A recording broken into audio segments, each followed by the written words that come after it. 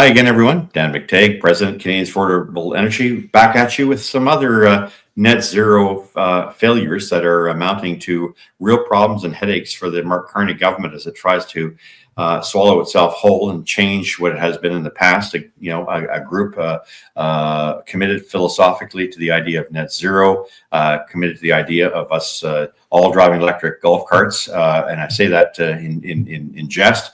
All of us paying carbon taxes.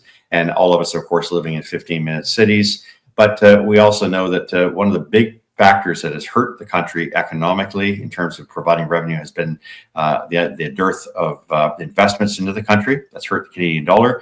And in particular, projects like energy, oil and gas, which have failed really to materialize, save and except the one single LNG project, which we finally have after 17, 18 years. The other 16 projects have been lost.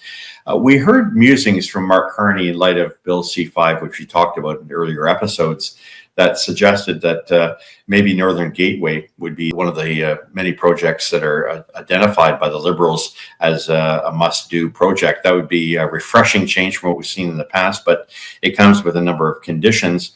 Conditions on it must be decarbonized. It doesn't take away the Bill C-48 and C-69 bills, which bring about the onerous, irrelevant, and frankly ridiculous impact assessment analysis, as well as blocking tankers on the certain parts of the West Coast.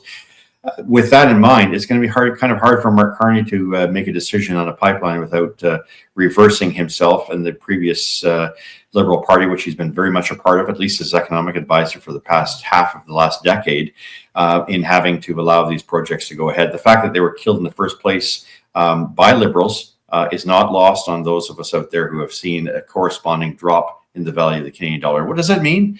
Well, it takes 137 Canadian pennies to buy a US dollar, adds about 24 cents a liter to the price of gasoline. You can imagine what it's doing to the cost of natural gas, the cost of all of our commodities, which, like it or not, whether it's made here or not in Canada, is priced in the US dollar. So I think the old expression is we FAFO, or we've certainly found out what that means. I don't like using that expression, but it certainly applies. And I think many of you understand what happens when a country plays this kind of woke game, does the ESG, DEI, and other nonsensical, radical views on how society should conduct itself and how our economy should be constrained. We now see a circumstance in which Mr. Carney is going to have to pick and choose, notwithstanding his 103 conflicts of interest, which he says he's blind to. Frankly, he should have sold off those interests, not simply maintain them and had someone else who also has conflict of interest, like his chief of staff, maintain his positions. The reality is that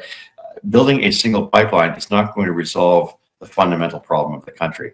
And if you put conditions that it has to be decarbonized or go down this road of, trying to be all things to all people and be cute and trendy, no one's going to want to invest in that. So what do we have? Another Trans Mountain pipeline. It's going to cost you and I $34 billion when the private sector could do it for nothing and still provide us the abundance of energy and, of course, resources and jobs and, of course, the economic momentum that comes with it. I'm not sure, but I can say this absolutely. Mr. Carney is going to have to reveal himself sooner or later. The sooner he does that, the better. And it's really about fishing or cutting bait. One or the other, Mr. Carney, not both.